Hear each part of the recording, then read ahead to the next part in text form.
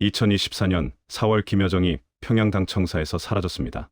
48시간 후 그녀의 탈출을 도운 조직지도부 부국장에게 보위부의 자수 통보가 떨어집니다.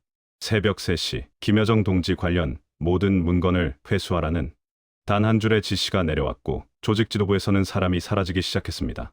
20년간 권력의 최중심에서 당 청사 보안을 책임지던 남자가 가족을 데리고 두만강을 향해 달리기 시작했습니다. 구독과 좋아요로 함께해 주세요.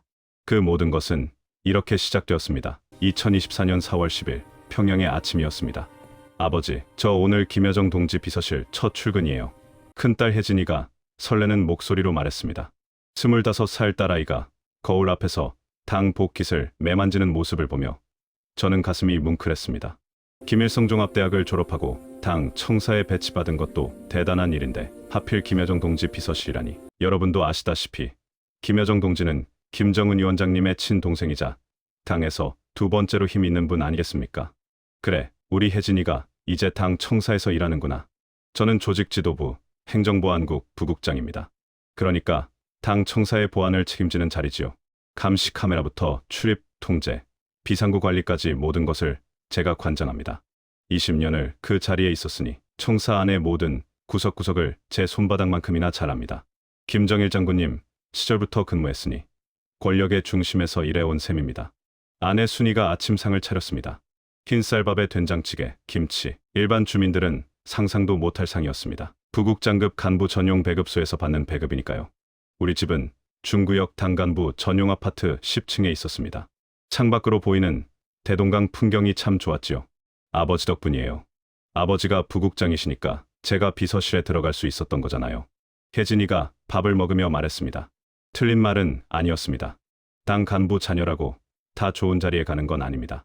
하지만 저는 20년간 조직지도부에서 충성을 다했고 그 대가로 딸아이를 좋은 곳에 배치받을 수 있었던 겁니다. 제 인생이 늘 이렇게 순탄했던 건 아닙니다. 20살 청년이었던 제가 옥수수 죽 한 그릇으로 하루를 버티던 때가 있었습니다. 거리에는 꽃제비들이 넘쳐났고 아사자들이 길에 쓰러져 있었습니다. 그때 저는 맹세했습니다. 살아남아서 출세하자. 가족을 지키자. 아버지는 6.25 참전 공로자셨습니다. 그 덕분에 저희 집안은 핵심 계층이었고 저는 1995년에 당에 입당할 수 있었습니다. 평양으로 올라와 조직지도부에 배치받은 것은 1998년이었습니다. 그때부터 25년간 저는 한 번도 당을 의심한 적이 없었습니다. 체제는 저를 지켜줬고 저는 체제를 지켰습니다. 아버지, 저 갑니다. 혜진이가 현관문을 나서려 하자 제가 불렀습니다. 혜진아, 비서실에서는 말 조심해라. 보고 듣는 것 함부로 밖에서 얘기하면 안 된다. 알겠지? 알아요, 아버지. 걱정 마세요. 딸아이가 환하게 웃으며 나갔습니다. 저는 창가에 서서 아래를 내려다봤습니다. 딸이 당 간부 전용 승용차에 타는 모습이 보였습니다. 제 차가 아니라 비서실 차량이었습니다. 검은색 벤츠였지요. 북에서 벤츠라면 최고위급만 타는 차 아니겠습니까? 여보, 우리 딸 정말 잘 됐어요. 아내가 제 옆에 섰습니다. 그래, 이제 우리 집안도 확실히 핵심이야. 혜진이가 비서실에서 자라면 성혁이도 좋은 자리 받을 수 있을 거고 둘째 아들 성혁이는 김책공업종합대학 4학년이었습니다. 졸업하면 장교로 임관할 예정이었습니다. 부국장 아들이니 총참모부 쪽으로 배치받을 수도 있었습니다. 저는 그날 아침 정말로 행복했습니다. 고난의 행군을 이겨냈고 당 간부로 출세했고 자녀들도 좋은 길을 가고 있었습니다. 함흥에 계신 어머니께도 매달 송금을 드렸습니다. 형도 군에서 대좌까지 진급했습니다. 이제 아무 걱정 없어. 우리 가족은 안전해. 저는 그렇게 믿었습니다. 당이 우리를 지켜줄 거라고, 충성하면 보상받는다고, 체제는 영원하다고 믿었습니다. 하지만 그날 저녁 모든 것이 무너지기 시작했습니다. 그날 저녁 8시 제 휴대전화가 울렸습니다. 화면에 뜬 이름은 혜진이었습니다. 딸아이는 분명 지금쯤 집에 있어야 할 시간이었습니다. 비서실 근무는 오후 6시에 끝나니까요. 그런데 전화를 받는 순간 저는 뭔가 잘못되었다는 걸 직감했습니다. 아버지, 떨리는 목소리였습니다. 딸아이가 울고 있었습니다. 혜진아, 무슨 일이냐? 어디 있니? 아버지, 저는 지금 비서실 화장실에 숨어 있어요. 조용히 말할게요. 제 심장이 쿵쾅거리기 시작했습니다. 20년간 당 청사에서 일하며 배운 게 있습니다. 화장실에 숨는다는 것은 감시를 피한다는 뜻입니다. 뭔가 큰 일이 벌어진 겁니다. 천천히 말해봐라. 무슨 일이냐? 아버지, 김여정 동지가 보위부 사람들이랑 싸우는 걸 봤어요. 그 순간 제 머릿속이 하얘졌습니다. 김여정 동지가 보위부와 싸운다? 말도 안 되는 소리였습니다. 김여정 동지는 김정은 위원장님의 친동생이자 당 제1자 아니겠습니까? 보위부가 감히 그분을 건드린다는 게 말이 됩니까? 혜진아, 정확히 무슨 일인지 천천히 말해봐라. 오후 5시쯤이었어요. 김여정 동지 집무실에 서류 전달하려고 갔는데 문이 조금 열려 있었어요. 안에서 큰 소리가 들렸어요. 딸아이가 숨을 고르며 말을 이었습니다. 보위부 사람들이 3명 있었어요. 검은 인민복 입은 사람들이요. 그 사람들이 김여정 동지한테 동지, 위원장님 명령입니다. 따라오시지요. 그러는 거예요. 근데 김여정 동지가 난 안 간다. 물러서라 하시면서 그래서 책상 서랍을 열어서 작은 USB 같은 걸 꺼내시더니 주머니에 넣으셨어요. 그리고 뒷문 쪽으로 가시려고 하는데 제 눈이랑 딱 마주쳤어요. 제 손이 떨렸습니다. 딸이 그 장면을 목격했다는 것. 권력의 핵심에서 벌어지는 균열을 봤다는 것. 북에서는 보지 말아야 할 것을 본 사람은 살아남지 못합니다. 김여정 동지가 뭐라고 하셨니? 저한테 본 척 하지 마 하시고는 뒷문으로 나가셨어요. 보위부 사람들도 쫓아갔고요. 너무 무서워서 그냥 서류 놓고 나왔어요. 지금 다른 사람들은 뭐라고 하니? 비서실이 난리예요. 김여정 동지가 안 보이신다고. 보위부 사람들이 와서 오늘 누가 김여정 동지를 마지막으로 봤는지 조사하고 있어요. 아버지, 저 어떡해요? 여러분, 그 순간 제가 무슨 생각을 했는지 아십니까? 20년간 당 청사 보안을 담당하며 제가 배운 북한 권력의 법칙이 있습니다. 첫째, 권력자가 사라지면 측근부터 숙청당합니다. 둘째, 목격자는 입을 막습니다. 셋째, 가족도 예외가 없습니다. 제 딸이 김여정 동지의 마지막 순간을 목격했습니다. 이건 단순한 목격이 아닙니다. 체제에 균열이 생겼다는 증거입니다. 보위부가 알게 되면 딸아이는 조사받을 겁니다. 고문받을 겁니다. 그리고 혜진아, 잘 들어라. 지금 당장 아무 말도 하지 마라. 누가 물어봐도 저는 아무것도 못 봤습니다. 이렇게만 대답해라. 알겠지? 네. 곧 집에 올 수 있겠니? 지금 비서실에서 퇴근하래요. 오늘은 특별히 일찍 퇴근하래요. 전화를 끊고 나서 저는 창밖을 바라봤습니다. 평양의 야경이 보였습니다. 만수대 언덕의 불빛, 대동강의 야경. 아름다운 도시였습니다. 하지만 그 밑에서 무슨 일이 벌어지는지 저는 너무나 잘 알고 있었습니다. 저는 조직지도부 부국장입니다. 권력의 중심에서 20년을 일했습니다. 김정일 장군님 시절부터 김정은 위원장님 시대까지 저는 많은 것을 봤습니다. 고모부 장성택 동지가 처형당하던 날도 봤습니다. 갑자기 사라진 간부들도 봤습니다. 하루아침에 정치범 수용소로 끌려간 가족들도 봤습니다. 그리고 저는 알고 있었습니다. 김여정 동지가 사라졌다는 것은 단순한 인사 이동이 아니라는 것을, 뭔가 크게 잘못되었다는 것을. 밤 10시 딸이 집에 돌아왔습니다. 얼굴이 창백했습니다. 아버지, 딸을 껴안았습니다. 그리고 제 아내에게 말했습니다. 여보, 우리 큰일 났소. 그날 밤 저는 잠을 이룰 수 없었습니다. 20년간 믿어왔던 체제가 흔들리고 있었습니다. 아니, 저희 가족이 흔들리고 있었습니다. 딸이 본 것은 단순한 사건이 아니었습니다. 권력의 정점에서 벌어진 균열이었습니다. 그리고 저는 알고 있었습니다. 북에서 균열을 본 사람은 살아남지 못한다는 것을. 4월 12일 새벽 4시 검은 차가 왔습니다. 잠을 설치던 중에 아파트 아래에서 차 소리가 들렸습니다. 저는 벌떡 일어나 창밖을 내려다봤습니다. 검은색 승용차 2대 보위부 차량이었습니다. 우리 아파트 앞에 멈춰섰습니다. 여보, 일어나요. 보위부가 왔소. 아내가 화들짝 놀라며 일어났습니다. 딸 혜진이도 깼습니다. 아버지, 저 때문에 조용히 해라. 아무 소리 말고. 초인종이 울렸습니다. 저는 심호흡을 하고 문을 열었습니다. 보위부 요원 3명이 서 있었습니다. 검은 인민복, 무표정한 얼굴. 리철민 동지 댁이 맞습니까? 그렇습니다. 따님, 리혜진 동무가 계십니까? 계십니다만. 무슨 일입니까? 리혜진 동무, 조사 협조 부탁합니다. 김여정 동지 관련 중요 증인 조사입니다. 증인. 그 말이 무엇을 의미하는지 저는 너무나 잘 알고 있었습니다. 북에서 증인은 곧 용의자입니다. 딸이 끌려가면 다시는 돌아오지 못할 수도 있습니다. 제가 조직지도부 행정보안국 부국장인데 딸아이가 무슨 잘못을 했습니까? 동지, 우리도 명령받고 온 겁니다. 따님이 어제 김여정 동지를 마지막으로 본 사람 중 한 명이라고 합니다. 간단한 조사입니다. 간단한 조사. 그 말만큼 무서운 말이 또 어디 있겠습니까? 장성택 동지도 간단한 조사로 끌려갔다가 총살당했습니다. 혜진이가 떨리는 다리로 나왔습니다. 아버지, 괜찮다. 사실대로만 말해라. 본 것만 말하고 없는 건 없다고 해라. 딸을 차에 태우는 걸 보며 제 심장이 찢어지는 것 같았습니다. 25살 딸아이가 검은 차에 실려가는 모습. 아내가 제 팔을 붙잡고 울었습니다. 여보, 우리 딸 괜찮을까요? 모르요. 저는 그날 출근하지 못했습니다. 아니, 출근할 수가 없었습니다. 조직 지도부에 전화를 걸었습니다. 리철민 부국장 동지, 오늘 긴급 회의 소집되었습니다. 당장 청사로 오십시오. 긴급 회의. 무슨 회의인지 말하지 않아도 알 수 있었습니다. 김여정 동지 실종 관련 회의겠지요.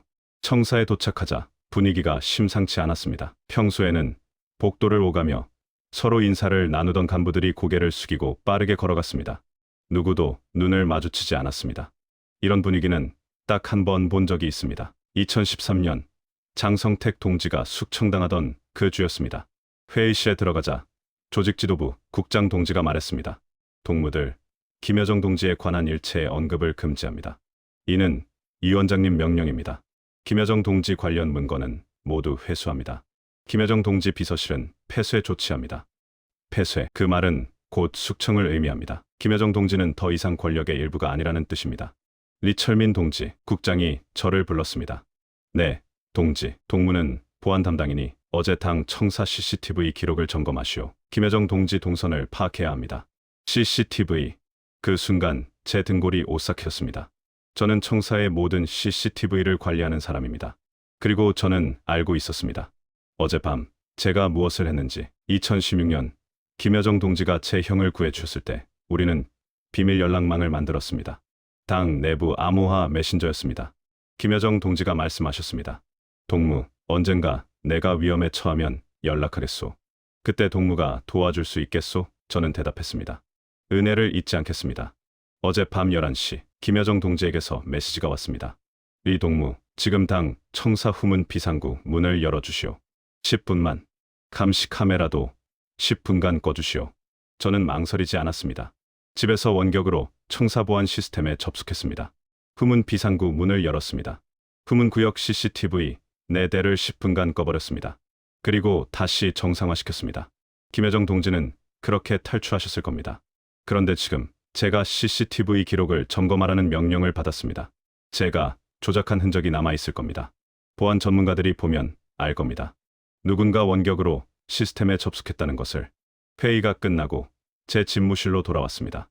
책상 위에 휴대전화가 울렸습니다. 모르는 번호였습니다. 받았습니다. 리철민 동지, 나요. 김여정 동지 목소리였습니다. 동지, 지금 어디 계십니까? 그건 말 못하오. 동무, 미안하오. 동무 딸이 나를 봤소. 그리고 보위부가 어젯밤 CCTV 기록을 분석하고 있소. 동무가 후문 비상구를 열어준 것, 곧 들통날 거요. 제 손이 떨렸습니다. 동무 딸도, 동무도 이제 위험하오. 48시간 안에 동무도 소환될 것이오. 미안하오. 내가 동무 가족을 지켜주겠다고 약속했는데. 동지, 괜찮습니다. 제가 선택한 일입니다. 이 동무, 48시간이요.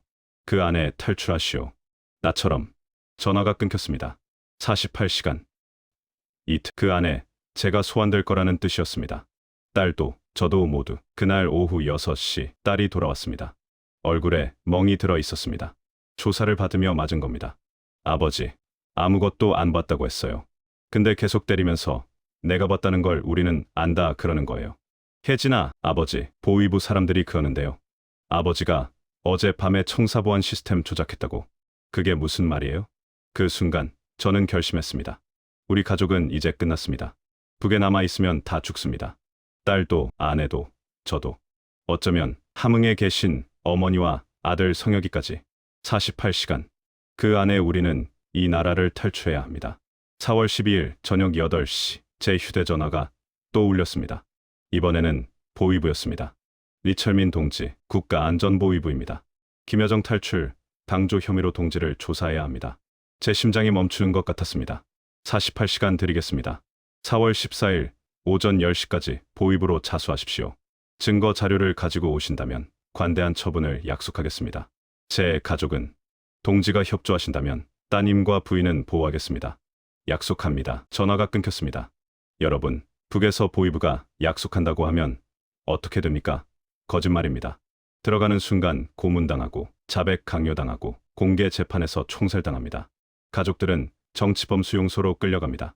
제가 20년간 당 청사에서 일하며 수없이 본 일입니다. 자수하면 죽습니다. 안 해도 죽습니다. 하지만 자수하지 않으면 최소한 48시간은 더 살 수 있습니다. 아내와 딸을 거실로 불렀습니다. 여보, 혜진아. 우리 탈출한다. 뭐라고요? 아내가 눈이 휘둥그레졌습니다. 북을 떠난다는 말이요. 남쪽으로 간다. 대한민국으로. 아버지, 그게 말이 돼요? 우리가 어떻게 안 가면 우리 다 죽는다. 혜진아, 너도 봤잖니? 보위부가 어떻게 하는지. 이미 너한테 손찌검했어. 다음엔 뭘 하겠니? 딸이 울기 시작했습니다. 제 잘못이에요. 제가 김여정 동지를 봐서. 아니다, 내 잘못이 아니야. 아버지가 김여정 동지를 도와줬어. 아버지 선택이었어. 저는 침착하게 설명했습니다. 2016년 너희 큰아버지가 굴량미 횡령 누명 쓰고 총살당할 뻔했을 때 김여정 동지가 구해주셨다. 그분이 아니었으면 큰아버지도 우리 가족도 다 끝났을 거야. 그래서 아버지가 은혜를 갚은 거다. 아내가 물었습니다. 그래서 청사 비상구 문을 열어준 겁니까? 그렇소. 김여정 동지가 탈출할 수 있게. 그런데 이제 보위부가 알아냈소. CCTV 기록을 분석해서 거실에 침묵이 흘렀습니다. 창밖으로 평양의 야경이 보였습니다. 대동강, 만수대 언덕, 주체 사상탑. 제가 평생 살아온 도시였습니다. 제 고향은 함흥이지만 평양에서 25년을 살았습니다. 이 도시를 떠난다는 것 상상도 못했던 일이었습니다. 우리 정말 갈 수 있을까요? 아내가 떨리는 목소리로 물었습니다. 저는 조직지도부 행정보안국 부국장이요. 20년간 당 청사보안을 담당했소. 북한의 감시체계, 국경경비어점, 중국 국경지역, 저는 다 알고 있소. 그건 사실이었습니다. 부국장으로 일하며 저는 수없이 많은 보고서를 받습니다. 탈북자, 체포보고서, 국경경비 약점 분석, 중국공안 협조사항. 역설적으로 탈북자를 막는 일을 하던 제가 이제 그 지식을 이용해 탈출해야 하는 겁니다. 48시간 안에 움직여야 하오. 14일 오전 10시가 되면 보위부가 우리 집에 올 거요. 그 전에 평양을 벗어나야 하오. 저는 침대 밑에서 가방을 꺼냈습니다. 10년간 모은 달러 2만 불이 들어 있었습니다. 당 간부 특권으로 받은 외화였습니다. 만약을 대비해서 모아뒀던 돈이었습니다. 이런 날이 올 줄은 몰랐지만 이 돈으로 중국 브로커한테 넘어가는 거요. 두만강을 건너야 하오. 아버지, 성혁이는요? 동생은 어떻게요? 딸이 울며 물었습니다. 성혁이, 제 아들. 김책공업종합대학 4학년, 22살. 곧 군에 입대할 아이였습니다. 성혁이는 데리고 갈 수 없다. 대학 기숙사에 있고 군 입대 대기 중이라 감시가 심해. 우리 셋이 움직여도 위험한데 넷이 움직이면 다 잡힌다. 그럼 동생은 혼자. 나중에 데려온다. 우리가 남쪽 가서 자리 잡으면 그때 성혁이도 탈출시킬 방법을 찾는다. 지금은 살아남는 게 먼저다. 함흥에 계신 어머니 생각도 났습니다. 80세, 저를 낳으시고 키우신 어머니, 이제 못 뵐지도 모릅니다. 형한테 전화해야겠소. 형은 함흥에서 군 간부로 근무 중이었습니다. 2016년 그 사건 이후로 복직해서 지금은 대좌까지 올랐습니다. 형님, 저 철민이요.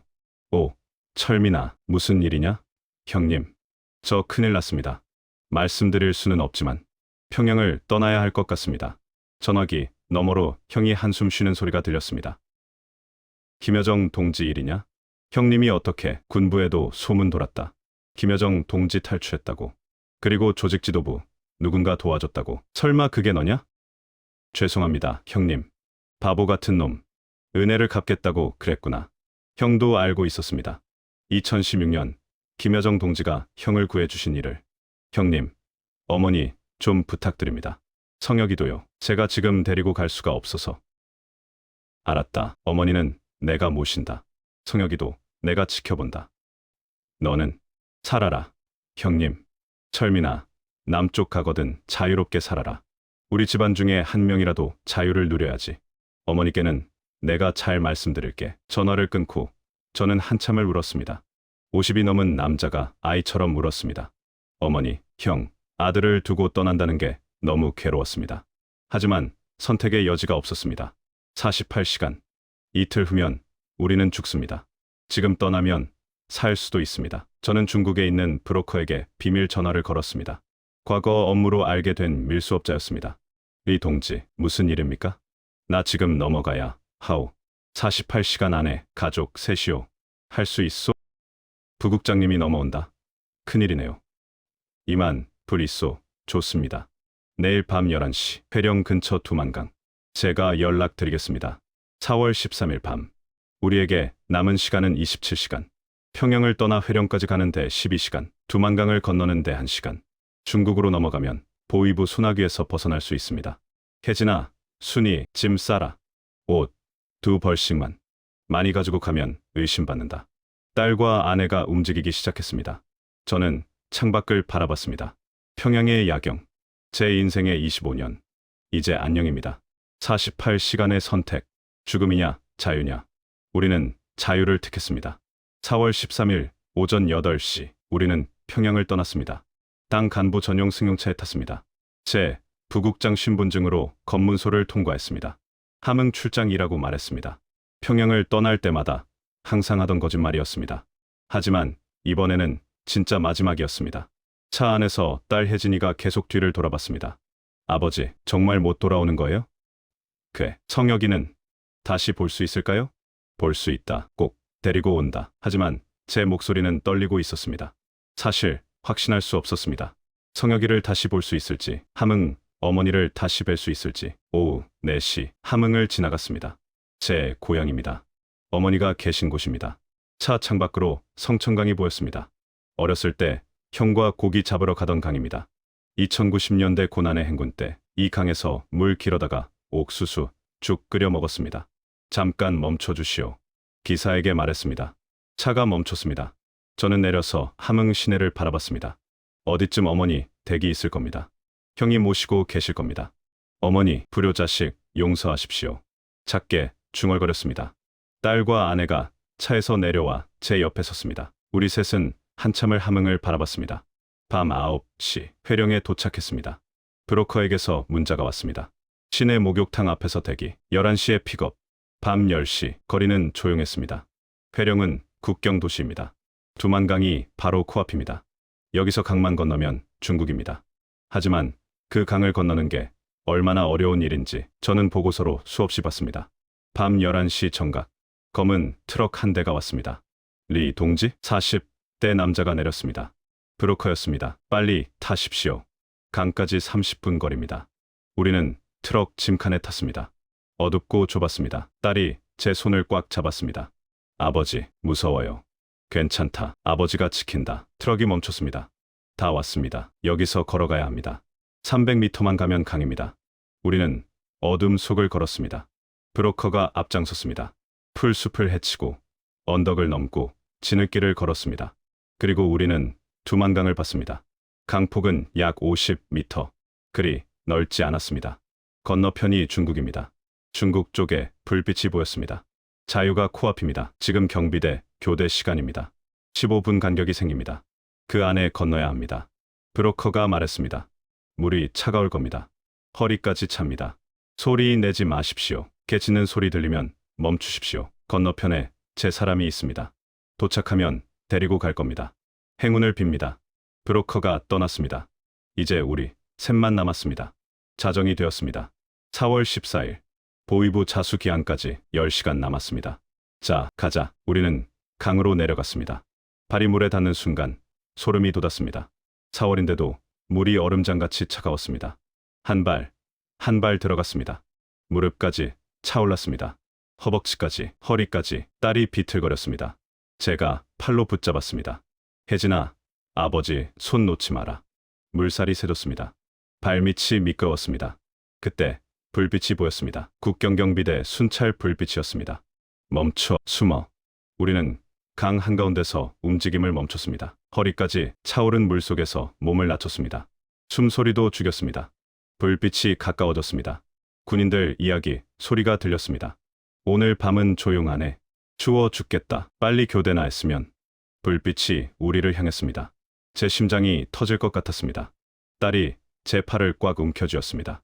불빛이 지나갔습니다. 군인들이 멀어졌습니다. 계속하자. 빨리. 다시 움직이기 시작했습니다. 물은 더 깊어졌습니다. 가슴까지 차올랐습니다. 50대 중반의 몸으로 이 차가운 물을 견디는 게 너무 힘들었습니다. 아버지, 다리가 풀려요. 조금만 더다. 저기 보이냐? 저쪽이 중국이다. 20m, 10m. 그때 개 짖는 소리가 들렸습니다. 군견이었습니다. 경비대 개들이 우리 냄새를 맡은 겁니다. 빨리 우리는 물을 박차고 뛰었습니다. 물보라가 튀었습니다.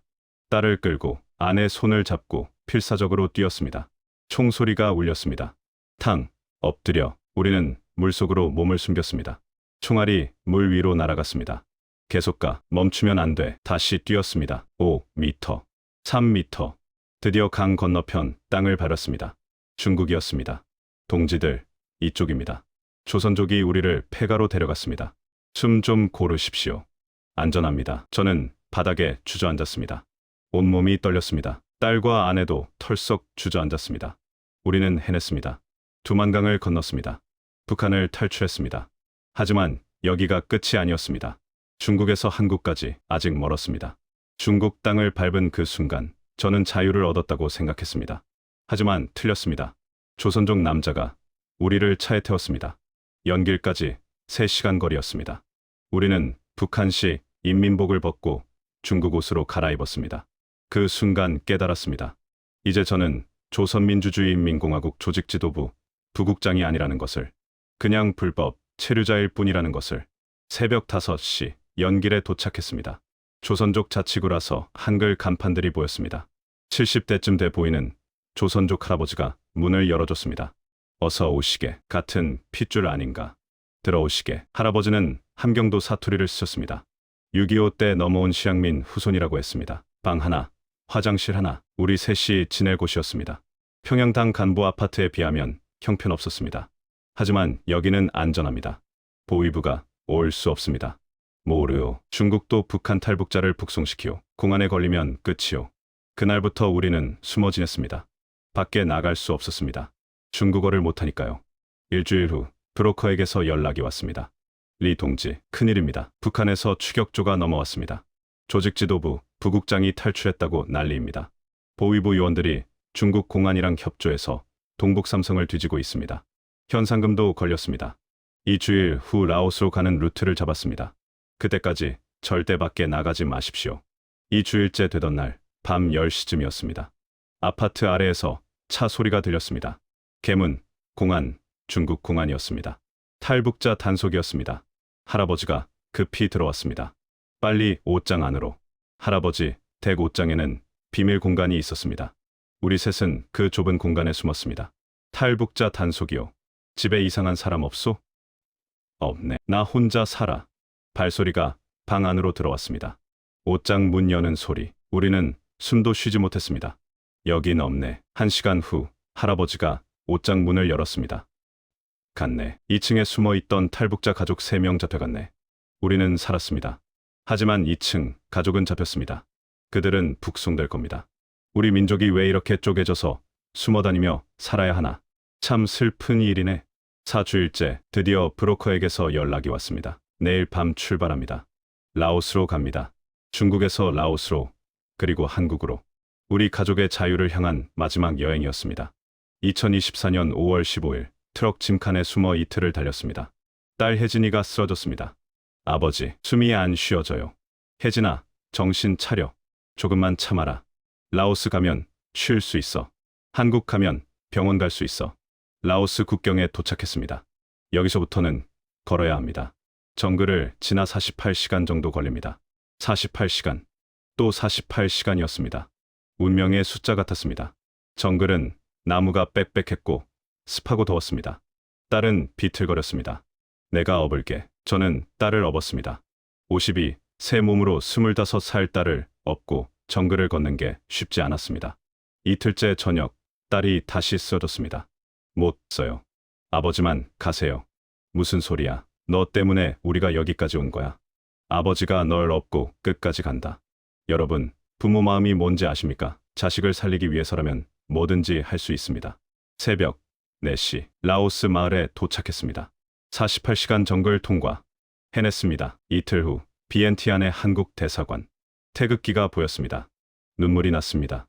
저희는 북한에서 왔습니다. 대한민국 국민으로 보호 요청합니다. 안전합니다. 이제 아무 걱정 안 하셔도 됩니다. 우리는 그날 처음으로 편하게 잠을 잤습니다. 깨끗한 침대, 따뜻한 이불, 보위부가 올 걱정도, 공안에 잡힐 걱정도 없었습니다. 일주일 후 방콕 경유 인천행 비행기를 탔습니다. 창밖으로 구름이 보였습니다. 성혁아, 아버지가 꼭 데리러 갈게. 비행기는 대한민국으로 날아갔습니다. 자유를 향해 2024년 6월 2일 인천공항에 도착했습니다. 여기가 대한민국입니까? 국정원 직원이 우리를 맞이했습니다. 환영합니다. 이제 안전합니다. 공항 로비를 지나며 놀랐습니다. 사람들이 자유롭게 웃으며 대화했습니다. 군인도 없고 감시도 없었습니다. 하나원 교육이 시작되었습니다. 한국은 24시간 편의점이 있습니다. 인터넷으로 뭐든지 검색할 수 있습니다. 컴퓨터 앞에 앉았습니다. 김여정을 검색했습니다. 수많은 기사가 나왔습니다. 저는 기사를 읽으며 울었습니다. 조직지도부, 고위 간부 탈북이라는 기사도 있었습니다. 제 이야기였습니다. 국정원 조사에서 저는 20년간 보고 들은 모든 것을 말했습니다. 김여정 탈출에 제가 도왔습니다. 그분이 아니었으면 제 가족도 없었을 겁니다. 3개월 후 경기도 안산에 정착했습니다. 딸은 대학원 준비를 시작했고 아내는 한식당에서 일했습니다. 저는 북한 인권단체에서 증언 활동을 했습니다. 조직지도부 부국장이었던 제가 말씀드립니다. 북한은 지옥입니다. 권력자들도 두려움 속에 삽니다. 하지만 매일 밤 꿈에 나타나는 사람들이 있었습니다. 함흥의 어머니 80세, 북에 남은 아들 성혁이 22. 크리스마스에 롯데마트에 갔습니다. 쌀이 수북이 쌓여 있었습니다. 북에서는 상상도 못할 풍요였습니다. 저는 그 순간 깨달았습니다. 제가 48시간의 선택으로 얻은 것이 자유였습니다. 여러분, 북한은 감옥입니다. 저는 탈출했습니다. 하지만 아직 북에는 2,500만 명이 갇혀 있습니다. 제 어머니, 제 아들, 제 형, 그들도 언젠가 자유를 누렸으면 좋겠습니다. 통일이 되면 함흥으로 돌아갈 겁니다. 어머니를 뵙고 아들을 안고 형과 함께 성천강에 갈 겁니다. 자유가 얼마나 소중한지 잊지 마십시오. 저는 48시간의 선택으로 자유를 얻었습니다. 그 선택을 후회하지 않습니다. 2025년 지금 저는 서울에서 삽니다. 딸은 대학원에 다니고 아내는 식당을 차렸습니다. 자유롭습니다. 감사합니다. 하지만 그립습니다. 북녘 땅, 고향, 함흥, 어머니, 아들. 언젠가 다시 만날 그날을 꿈꿉니다. 통일이 되는 그날을.